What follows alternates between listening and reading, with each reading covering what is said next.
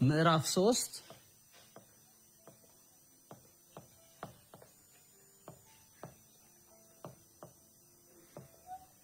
አስርዮሾች የሚል ነው።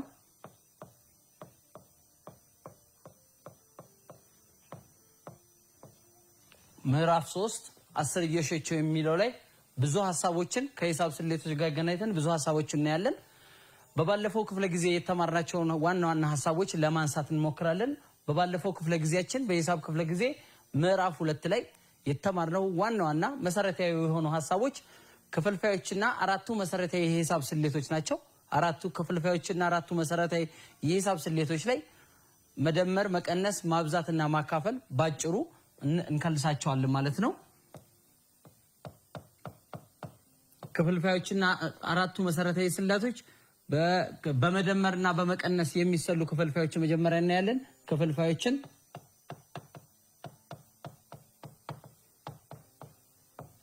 መደመርና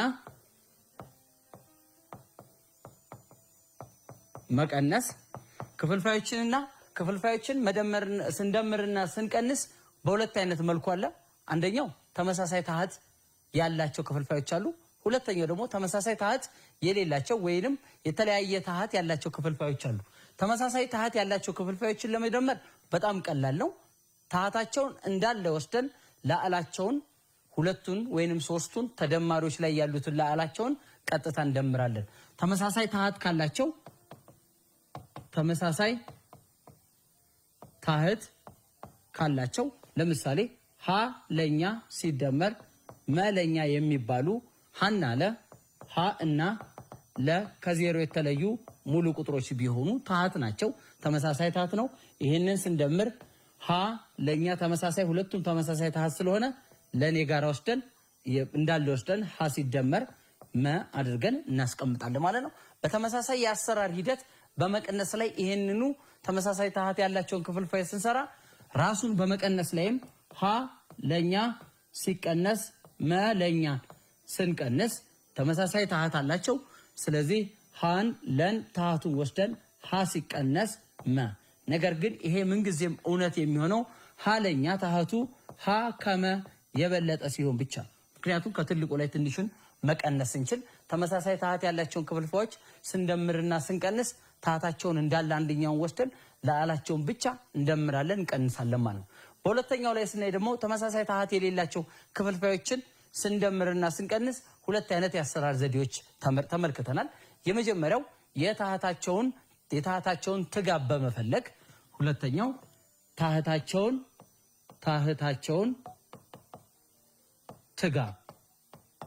ትጋብ በመፈለግ እናሰላለን ማለት። ትጋብ ማለት ትንሹ የጋራ ብዜት ማለት የሁለት ቁጥሮች ትንሹ የጋራ ብዜትን በመፈለግ ሁለቱን ቁጥሮች ትጋባቸውን እንሰራለን። ለምሳሌ ሀ ለኛ ሲደመር መሰኛ ታህታቸው የተለያየ ክፍልፋይ ናቸው። ያ ማለት ለና ሰ ከዜሮ የተለዩም ሁለቱም እኩል ያልሆኑም ናቸው። ስለዚህ በዚህ ላይ የምንሰራው ምንድነው? የለና የሰን የለ እና የሰን ትጋብ እንሰራለን። ትጋብ በማግኘት የሁለቱን ትጋብ በማግኘት እንሰራና ሁለቱን ክፍልፋዮች ታህታቸውን አንድ አይነት በማድረግ በትጋባቸው አማካኝነት እንፈታለን ማለት ነው። በመቀጠል ደግሞ ሁለተኛው የተለያየ ታህት ያላቸውን ክፍልፋዮች ስንፈታ የታህታቸውን ወደ አንድ አይነት ወይንም አቻ ክፍልፋይ ወደ ሆኑ መቀየር ወደ አንድ አይነት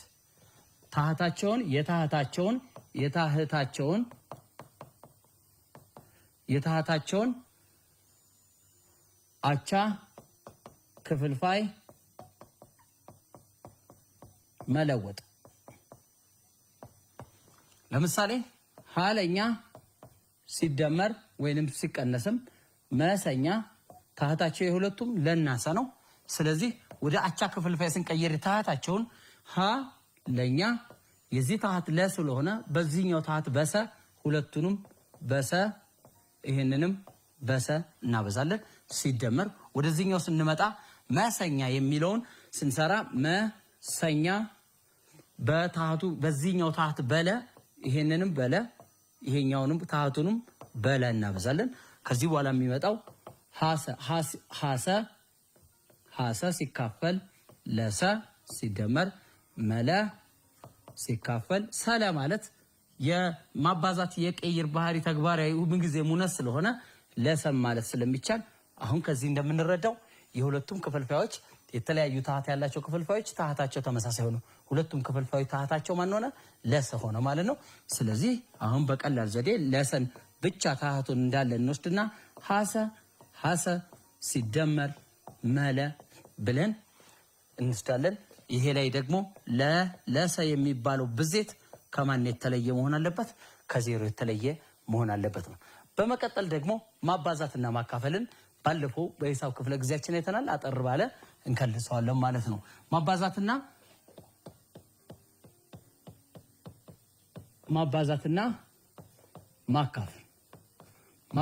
ማካፈል ከመደመርና ከመቀነስ ለየት የሚያደርገው ሁለቱም የማብዛት የማካፈል ግልብጥ የሂሳብ ስሌት ስለሆነ ሁለቱም በመናበዛበትና በመናካፈልበት ጊዜ ዝምድና ይኖራቸዋል። ምሳሌዎች እናያለን። ሀለኛ ለማንኛውም ሁለት ክፍልፋዮች ሀለኛ እና መለኛ የሚባሉ ሁለት ክፍልፋይ ቢኖሩን ሀለኛ ሲባዛ መለኛ ተመሳሳይ ታህት አድርገነዋል። መለኛ ይሄን በምናበዛበት ጊዜ ላዕሉን በላዕሉ እናበዛለን። ታህቱን በታህቱ ለሲባዛ በለ ተመሳሳይ ታህት ስላላቸው ከሌላቸው ደግሞ ሀ ለኛ ሲባዛ መሰኛ አድርገን ታህታቸው ይሄኛው ደግሞ ተመሳሳይ አይደለም። ሀ ሲባዛ በመ ሀመ ለሲባዛ በሰ ለሰ። ስለዚህ ታህቱ ለሰ ከማን ይለያል? ከዜሮ። ላዕሉም በላዕሉ እናበዛለን ታህቱን በታህቱ። ነገር ግን የታህቱ ብዜት ከዜሮ በዜሮ ማካፈል ተግባራዊ ስለማይሆን በዚህ አይነት መልኩ ክፍልፋዮችን ማብዛት እንችላለን ማለት ነው። ሁለተኛው ማካፈል ነው። ክፍልፋዮችን ስናካፍል ለማንኛውም ሁለት ክፍልፋዮች ሀለኛ ሲካፈል መሰኛ ብለን ስናካፍል የማብዛት የማካፈል ግልብጥ የሂሳብ ስሌት ማካፈል ስለሆነ ምን እናደርጋለን? እዚህ ጋር ሀ ለኛ የማካፈል ግልብጥ ስሌት ማባዛት ነው። ይሄን ባለፈው እንደምታስታውስ መሰኛ የመሰኛ ተገላቢጦሽ ሰመኛ። ተገላቢጦሽ ማለት የሁለት ቁጥሮች ብዜት አንድ ሲሆን ይህ ማለት ሀለኛ የሀለኛ ተገላቢጦሽ ለሃኛ ነው። ይሄ ማለት ምን ማለት ነው? አንዱ ለአንዱ በሚባዙበት ጊዜ ተገላቢጦሽ ነው ስንል ሁለቱን ስናበዛቸው በማን ይሰጣል? አንድ ይሰጣል ነው። ስለዚህ የመሰኛ ተገላቢጦሽ ሰመኛ ይሆናል። ስለዚህ በማብዛት ጊዜ ላዕልም በላዕል ታህትን በታህት ሀ ሲባዛ በሰ ሀ ሰ ለሲባዛ በመ ለመ ምንጊዜም ለመኛ ከማን የተለየ ነው? ከዜሮ የተለየ። ተማሪዎች በባለፈው ክፍለ ጊዜያችን እነኚህን አራቱ መሰረታዊ የሂሳብ ስሌቶች በማብዛት በመደመር በመቀነስ በማካፈል ክፍልፋዮችን አዛምደን ለማስላት ሞክረን ነበር።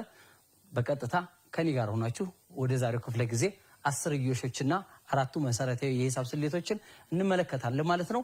ተዛማጅነት አላቸው። ከክፍልፋዩ ጋር ሆኖ የሚሰሩ አሉ።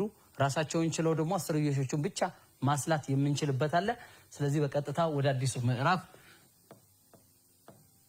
ምዕራፍ 3 አስርዮሾች ምዕራፍ 3 አስርዮሾች ነው በዋናነት የምንመለከተው።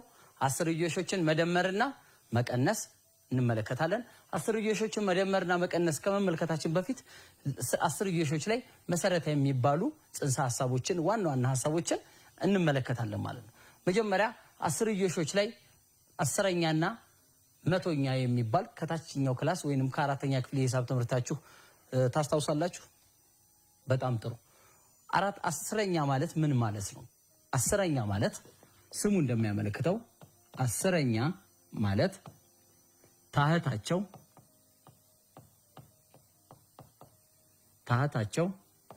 10 የሆኑ ክፍልፋዮች ማለት ነው።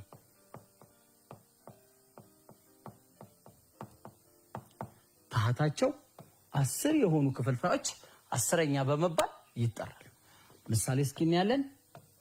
ታህታቸው ማንኛውም ማንኛውም ክፍልፋይ ለምሳሌ 4 10ኛ 12 10ኛ 103 10ኛ ወዘተ የመሳሰሉት ታህታቸው 10 የሆኑ ክፍልፋዮች በሙሉ ብንመለከት ታህታቸው 10 10 ነው። እነኚህ ክፍልፋዮች 10ኛ በመባል ይጠራሉ። በዋናነት ደግሞ ክፍልፋዮችን ወይንም 10ኛዎችን ወደ 10ዮሻዊ ቁጥር ወይንም ወደ 10ዮሽ ለመቀየር ምን እናደርጋለን? 10ኛዎችን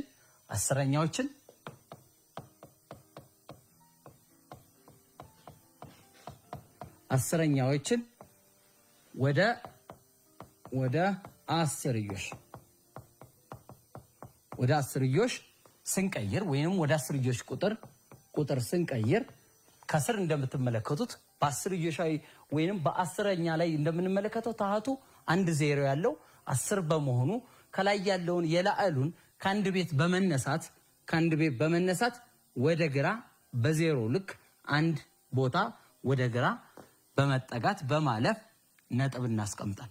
ለምሳሌ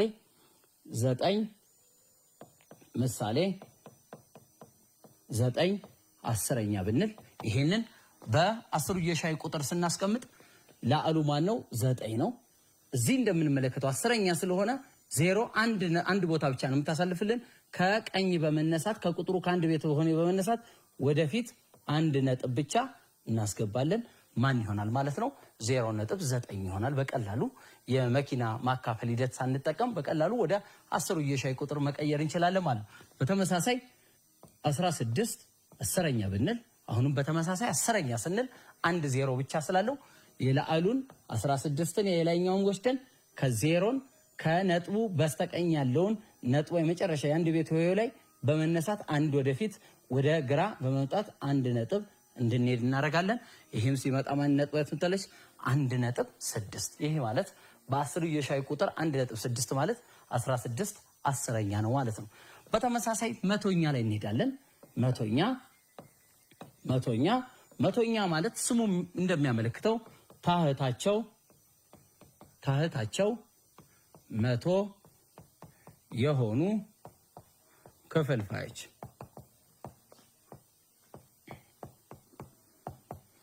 ታህታቸው 100 የሆነ ታህቱ 100 የሆነ ያ ማለት 2 0 ያለው። ስለዚህ እነኚህን ደግሞ እስኪ ምሳሌዎች እንመልከት። 4 መቶኛ 2 0 ታህቱ 100ኛ ነው። 13 መቶኛ 54 መቶኛ ሁሉንም እንደምንመለከተው ከስር ታህታቸው 100 ነው። እነኚህን የመሳሰሉ ታህታቸው 2 0 ያለው ወይንም 100 የሆነ ክፍልፋይ ማን ይባላል? መቶኛ በመባል ይጠራል። በድጋሚ ከላይ እንደሰራው 10ኛን ወደ 10ዮሻዊ ቁጥር እንደቀየር ነው ሁላ መቶኛን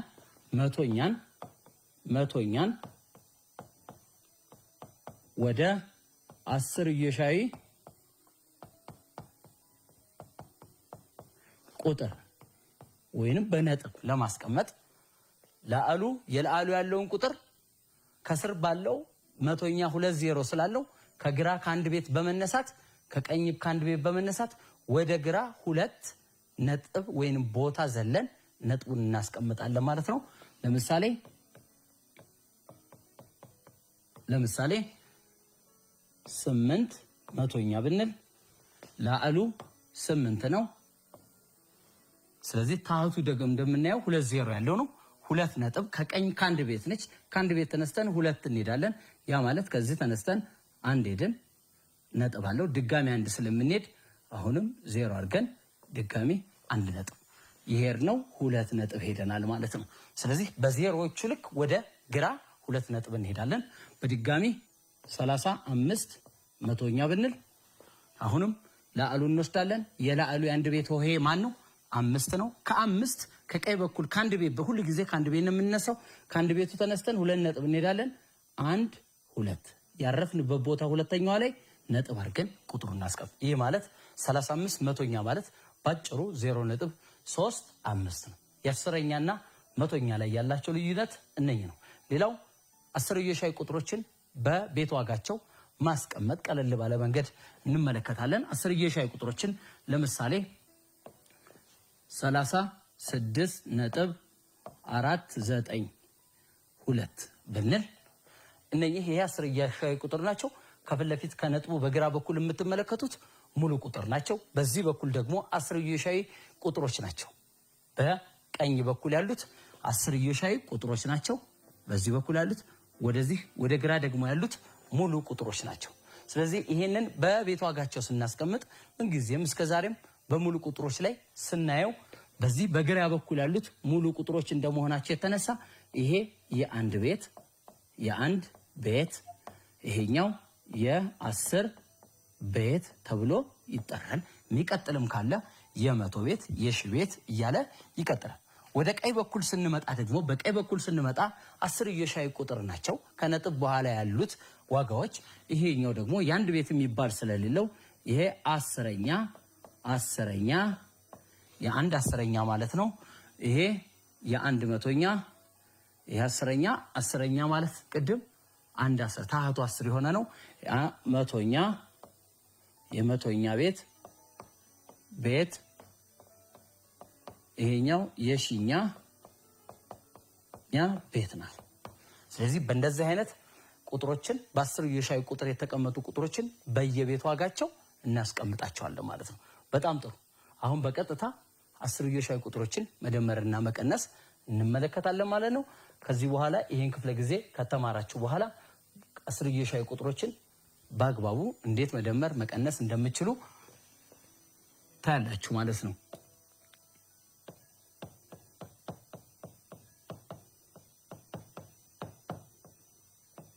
መደመርና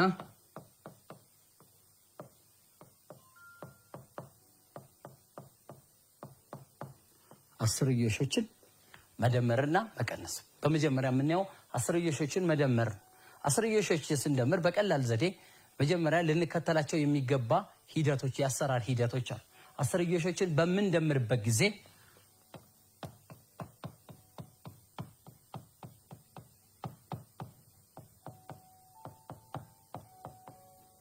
አስርዮሾችን በምንደምርበት ጊዜ የመጀመሪያው ደረጃ የአስርዮሻዊ ቁጥሩን በቤት ዋጋቸው በመስመር ማስቀመጥ ነው። በመስመር እናስቀምጣለን። የነጥቦች ቦታ ቁጥሩ በመስመር ይቀመጣል። ሁለተኛው ተደማሪውን ውጤት በነጥቡ አቅጣጫ አድርገን የጎደለውን ቦታ ዜሮ በመሙላት እናስቀምጣለን ማለት ነው።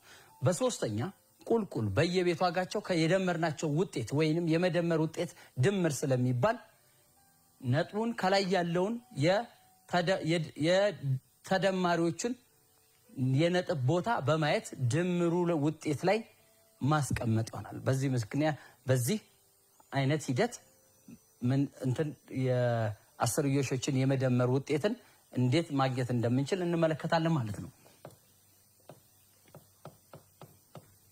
ምሳሌ 1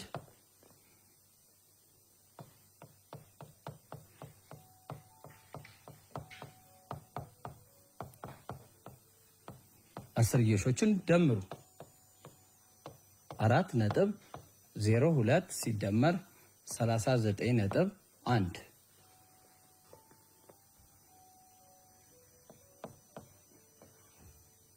38.17 ሲደመር 24.30 አመርሃ 135.01 ሲደመር 0.6 እነኚህን አስርዮሽ በተለያየ የቤት ዋጋ የተቀመጡትን አስርዮሽ ቁልቁል በየቤት ዋጋቸው በአስርዮሾችን መደመር ህግ በመከተል እንሰራለን።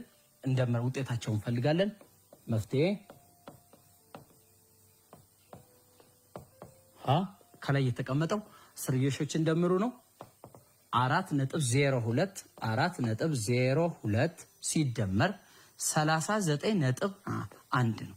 ይህን ካያችሁት የአንድ ቤት ነው። ወደዚህ ስንመጣ አስረኛ መቶኛ እዚህ 39.1 ብንል አንድ ቤት 100 ቤት አንድ ቤት 10 ቤት ነው።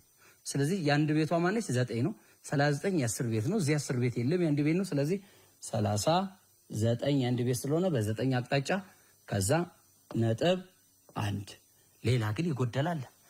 እንዲመቸን በቀላሉ መደመር እንድንችል በባዶ ቦታ ዜሮዎችን መጨመር እንችላለን። ከፊትም ከኋላም ያሉ ዜሮዎችን በቀላሉ መጨመር እንችላለን። ስለዚህ ሁለተኛው ደረጃ ዜሮዎችን በቀላሉ ለመስራት ዜሮዎችን ጨምሩ ይላል። መደመር ስለሆነ መደመርና ቁልቁል በየቤት ዋጋቸው መጠንቀቅ አለብን። በየቤት ዋጋቸው እዚህ ስታዩት 9 አንድ ቤት ነው፣ እዚህም 4 አንድ ቤት ነው። ማረጋገጥ ይኖርባቸዋል። ቁልቁል 2 እና 0 ማንኛውም ቁጥር ላይ 0 ቢደመር ውጤቱ ያው ራሱ ቁጥሩ ነው። 0 ሲደመር 1 አሁንም በተመሳሳይ 1 ነው። ነጥቡ በተመሳሳይ ቦታ አያስቸግርም። መደመርና መቀነስ አያስቸግርም። ነጥቡ በተመሳሳይ ቦታ ከሆነ አወርደን እናስቀምጣለን። 4 እና 9 13 3ን ጽፌ 1 አለኝ እንዳይጠፋችሁ እዚህ ጋር ጽፋላችሁ 3። ስለዚህ 1 እና 0 1 1 እና 3 4። ስለዚህ የዚህ ውጤት 43.12 ይመጣልናል ማለት ነው። ስለዚህ የሁለት ተደማሪዎችን አስርዮሾችን 4.02 እና 39.10 ስንደምር 43.12 እናገኛለን ማለት ነው። እናንተ ደግሞ አሁን በሰራሁት የአሰራር ሂደት በመከተል ቀለል ባለ መልኩ ለእነ ሐመርሃን ትሞክሩና በድጋሚ ተገናኝተን እንሰራለን ማለት ነው።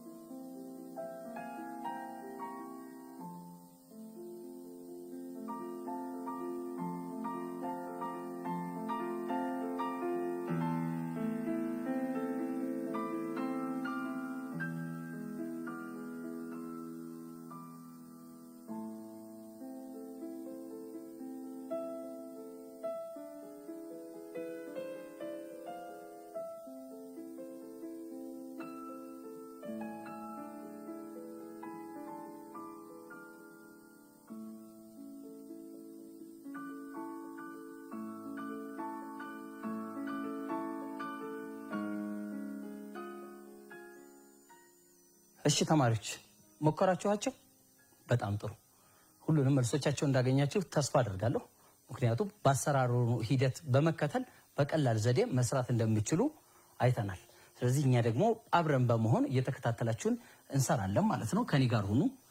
ለ38.17 ሲደመር 24.30።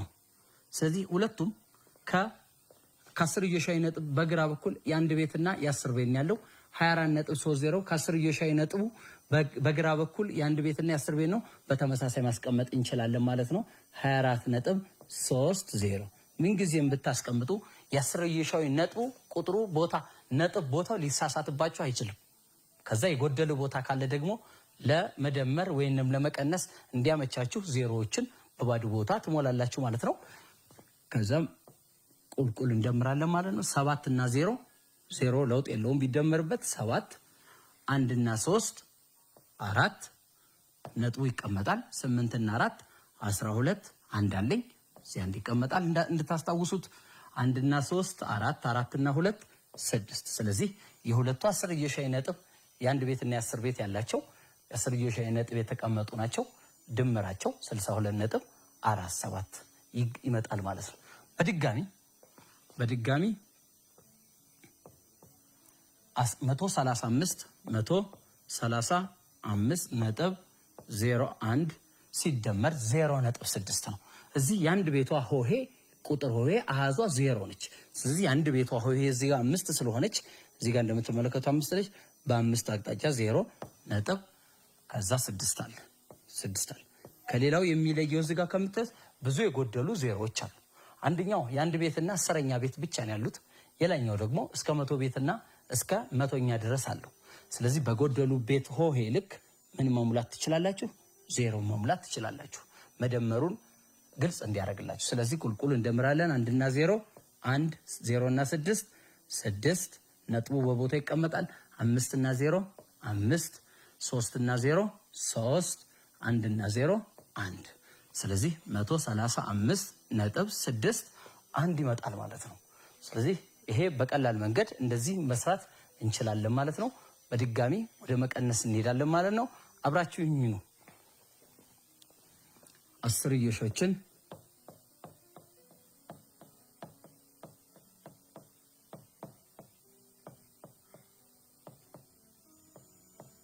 መቀነስ አስርዮሾችንም ስንቀንስ በተመሳሳይ መልኩ በመደመር እንደሰራናቸው አሰራር ነው የምንሰራው። በመጀመሪያ የተሰጠውን አስርዮሻዊ ቁጥር በቁጥሩ በሆሄ ዋጋ በቦታው ማስቀመጥ በመስመር እናስቀምጣል። ያ ማለት የተሰጠውን እናስቀምጣለን። ሁለተኛውን ደግሞ በተመሳሳይ ከላይ በተሰጠው አስርዮሻዊ ቁጥሩ በአንደኛው ድማሪ ላይ በአቅጣጫው በየቤት ዋጋቸው ካስቀመጥን በኋላ በባዶ ቦታዎቹ ላይ ዜሮዎችን እንሞላለን። መጨረሻ ላይ መቀነስ ስለሆነ የመቀነስ ምልክትን በማድረግ ቁልቁል በየቤት ዋጋቸው እንቀንሳለን። የመቀነስ ውጤቱ ልዩነት ስለሆነ ልዩነቱ ላይ ከላይ በተቀናሾቹ በዋናና በተቀናሹ ላይ ካሉት ነጥብ ተመሳሳይ ያለውን ነጥብ ውጤቱ ላይ አውርደን እናስቀምጣለን ማለት ነው። ይህንን ደግሞ በተግባር አብረን እናያለን ማለት ነው።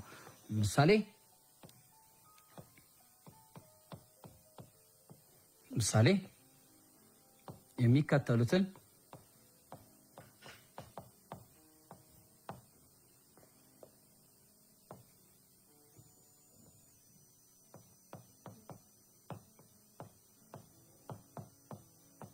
አስሩ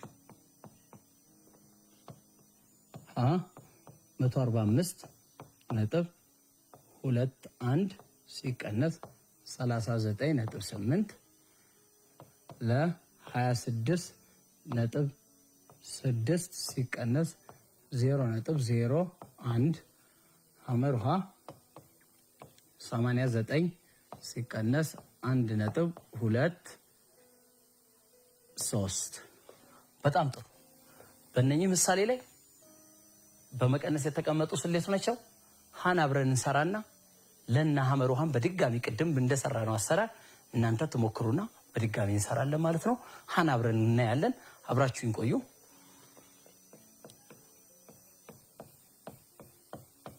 መፍትሄ ሃን ስናይ በመቀነስ በመደመር የተጠቀመውን የአሰራር ሂደት እንጠቀማለን። 145.21 ሲቀነስ 39 ነው የምናስቀምጠው። 39 9 አንድ ቤት 3 የ10 ቤት ነች። የአንድ ቤቷ እዚህ 5 ስለሆነች 9 3 9.8 ከዛ መስመሩን እናስቀምጣለን መቀነሱ። ከዛ የሚቀጥለው ሂደት ምንድነው? ደረጃ 2 ላይ በባዶ ቦታዎች ላይ ዜሮዎችን ማስገባት ነው። ስለዚህ እዚህ ባዶ ቦታ አለ፣ በአንድ አቅጣጫ ዜሮ እናስገባለን። እዚህም በአንድ አቅጣጫ ማን አለ? ዜሮ አለ። ዜሮቹ ዋጋ የላቸው፣ ነገር ግን ቁጥሮቹ እየተበዳደሩ ለማቀናነስ ስለሚመቸንና ስራችንን ማቅለል ስለሚችል ብቻ ነው። ስለዚህ ቁልቁል እንቀንሳለን። የቁጥር የማንኛውም ሙሉ ቁጥር ያቀናነስ ሂደትን ተከትላችሁ ትቀንሳላችሁ። ስለዚህ ከአንድ ላይ ዜሮ አንድ ነው። ከሁለት ላይ 8 አይችልም። ስለዚህ ከዚህ ይበደርና ሲበደር ይሄ ቁጥር 12 ይሆናል። ስለዚህ ከ12 8 4 ይሄ አንድ ስላበደረ 4 ሆኗል። ከ4 9 አይችልም። አንድ ሲበደር ይሄ 14 ከ14 9 5 ይሄ አንድ አበድሯል 3 ከ3 3 ባዶ ይሄ ራሱ አንድ እንዳለ ከአንድ ላይ 0 አንድ ይመጣል። ሶስተኛው ደረጃ ላይ ምንድነው? አስርዮሻዊ ነጥቡን በቦታው እንዳለ እናስገባለን። ስንት መጣ? 105.41 ይመጣል ማለት ነው።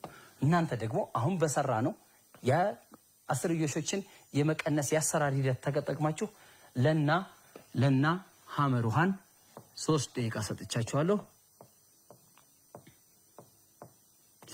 በ3 ደቂቃ ውስጥ ሞክራችሁ በድጋሚ እንገናኛለን ማለት ነው።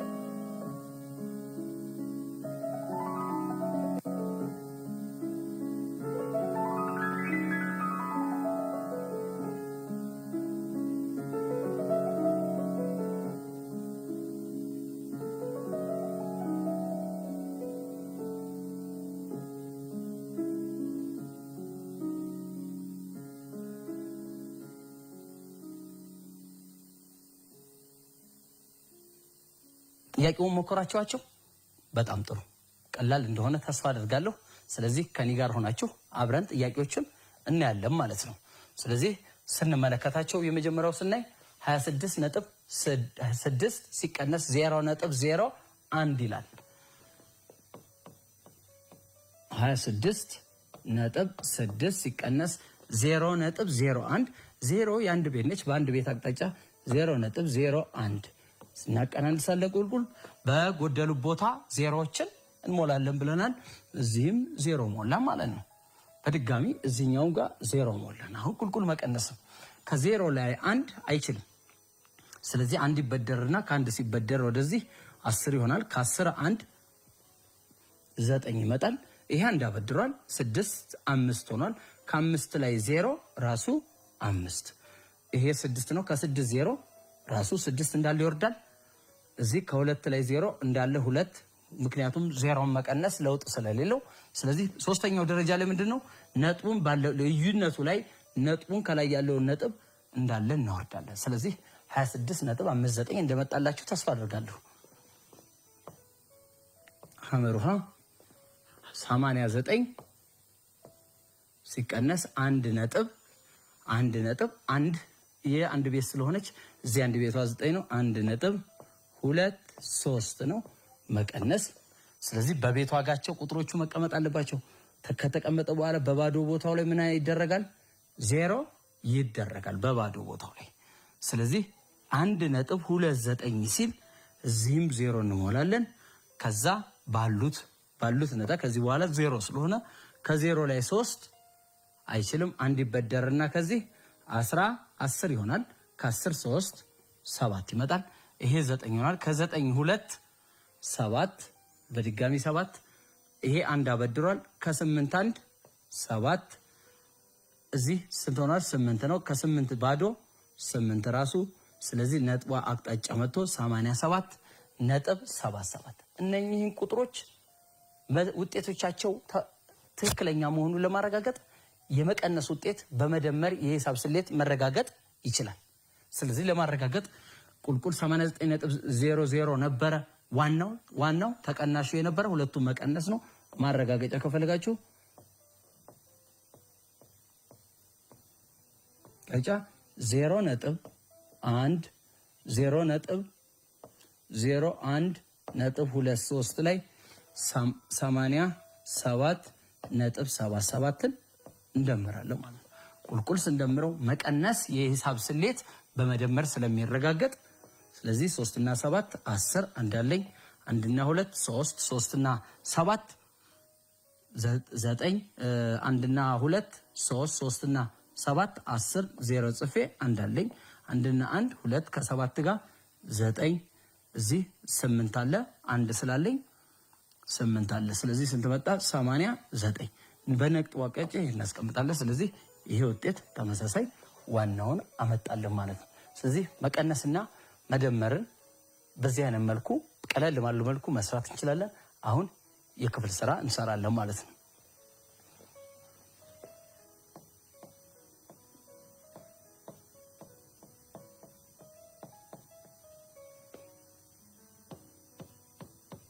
የሚከተሉትን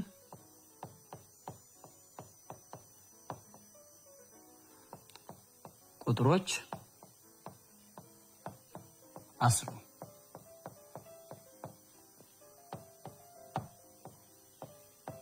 46.3 ሲደመር 0.25 ለ2.95 ሲደመር 16.1 አመርሃ 27.38 ሲቀነስ 16.01 መ 0.03 ሲቀነስ 0.012 እነኚህን ጥያቄዎች አራት ጥያቄዎች የመደመርና የመቀነስ የሂሳብ ስሌት የያዙ አስርዮሻዊ ቁጥሮችን ሰጥተናል። እነኚህን ጥያቄዎች 4 ደቂቃ ሰጥቻችኋለሁ።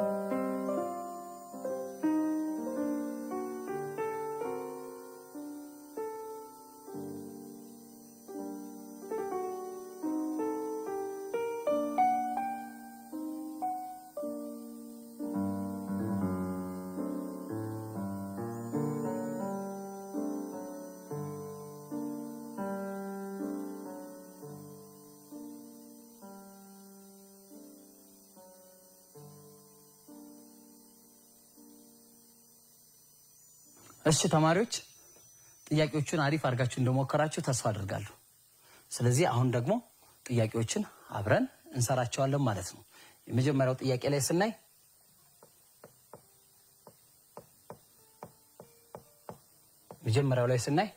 የመደመር ስሌት የያዘ ጥያቄ ነው። 46.3 በቤት ዋጋቸው እናስቀምጣለን። 0.25 0 የአንድ ቤቱ ይሄ ነው 0.25። ስለዚህ እዚህ ጋር የመደመር ስሌት ስለያዘ በባዶ ቦታዎቹ ላይ ዜሮችን እንጨምራለን። በባዶ ቦታ ላይ ዜሮ እንጨምራለን። ከዛ ቁልቁል ይደመራል ማለት ነው።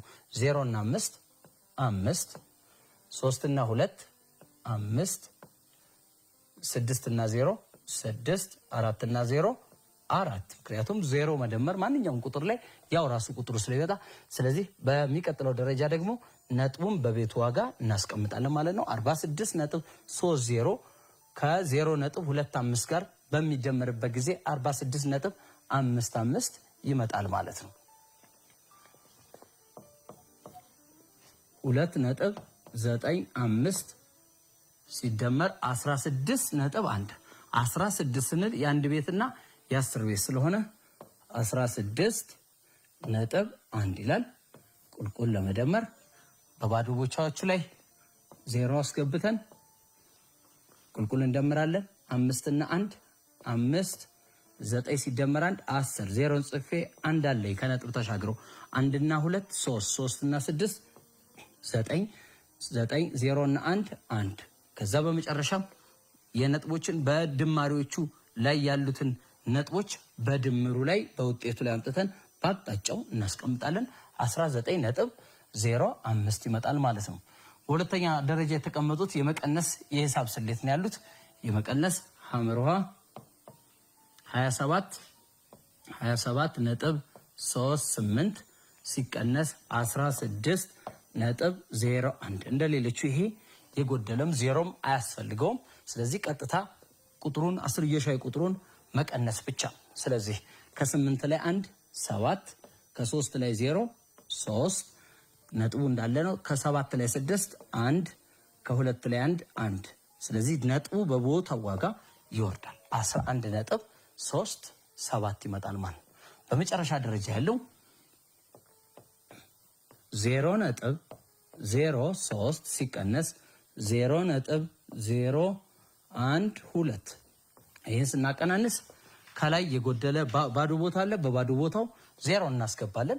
ይህን 0 አስገብተን ከ0 ላይ 2 አይችልም 1 ይበደርና 10 ይሆናል። ከ10 2 8 ይሄ 1 ስላበደረ ከ2 ላይ 1 1 ይሄ 0 እዚህ 0 ነጥቡን አምጥተን በቦታው እናስገባለን። ስለዚህ 0.018 ይመጣል ማለት ነው። ስለዚህ በዚህ አይነት መልኩ አስርዮሻዊ ቁጥሮችን መደመርም መቀነስም በእንደዚህ አይነት መልኩ እንችላለን ማለት ነው። እሺ ተማሪዎች በዛሬው የሂሳብ ክፍለ ጊዜያችን አስርዮሻዊ ቁጥሮችን መደመርና መቀነስ ተምረናል። በዋናነት አስርዮሻዊ ቁጥሮችን ስንቀንስ ወይንም ስንደምር መከተል የሚገባን ዋና ዋና ሂደቶች አሉ። የመጀመሪያው ሂደት አስርዮሻዊ ቁጥሩን በመስመር ማስቀመጥ ነው። ሁለተኛው ተቀናሹ ወይንም ተደማሪውን አስርዮሻዊ ቁጥር በመስመር በማስቀመጥ በባዶ ቦታዎቹ ላይ ለመደመር ወይም ለመቀነስ ግልጽ እንዲሆንልን ዜሮዎችን ማስቀመጥ መሙላት። በመጨረሻም በምንደምርበት ወይም በምንቀንስበት ጊዜ በውጤቱ ላይ በአስርዮሻዊ ነጥቦቹ ላይ ወይንም በተደማሪና በሚቀናነሱበት ቁጥሮች ላይ ያሉትን የነጥብ ቦታ በውጤቱ ላይ ማስቀመጥ ነው። ከዛ አስርዮሻዊ ቁጥሩን መደመር መቀነስም ቁልቁል ይቻላል። በተጨማሪ የተገኘውን ውጤት የመደመር የሂሳብ ስሌት የያዘ ከሆነ በመቀነስ ማረጋገጥ ይቻላል። በመቀነስ የተቀመጠ ከሆነ በመደመር ማረጋገጥም ይቻላል። ስለዚህ የዛሬው ትምህርታችን ይህን ይመስላል። በሚቀጥለው ክፍለ ጊዜ እስክንገናኝ ሰላም ሁኑ።